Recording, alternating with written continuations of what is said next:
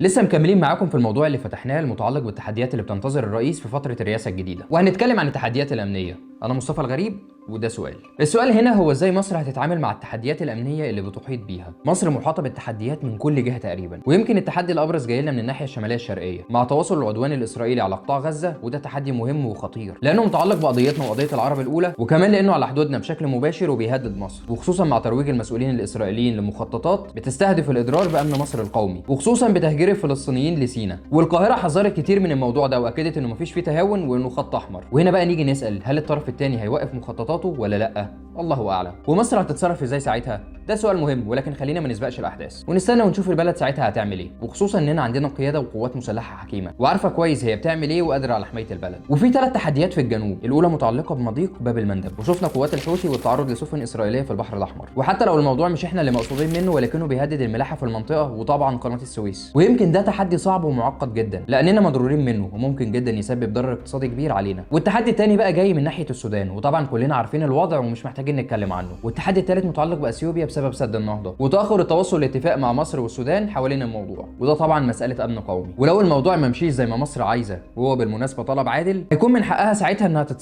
هتتصرف ازاي؟ الله اعلم. ويمكن في الجهه الشماليه الموضوع هدي فيها بعد ما مصر قدرت تنهي الخلافات مع تركيا، بعد ما القاهره مشت الموضوع زي ما هي عايزه. ولكن بعيد عن الجانب الشمالي ما زال عندنا مشكله في الجانب الغربي اللي متعلق بليبيا، اللي ما زال الوضع فيها صعب وبيمثل خطوره علينا لانه زي موضوع فلسطين متعلق بحدودنا المباشره. ويمكن دي كانت ابرز التحديات الامنيه اللي بتنتظر الرئيس في فتره ولايته الجديده، واللي للامانه كان مستعد لها جدا في السنين اللي فاتت. وشفنا كلنا الطفره اللي حصلت في القوات المسلحه وتنويع مصادر الاسلحه وعمل القواعد الجديده بجانب انتاج السلاح، ويمكن ده اللي زود مكانه الجيش اكتر على الخريطه الدوليه وخلى العالم كله يعمل له حساب يمكن اكتر من الاول. تحديات كبيره وخطيره جدا بتواجه مصر من كل النواحي، وبتستدعي اننا نقف صف واحد ورا دولتنا وقيادتها لحد ما نتجاوزها. سلام.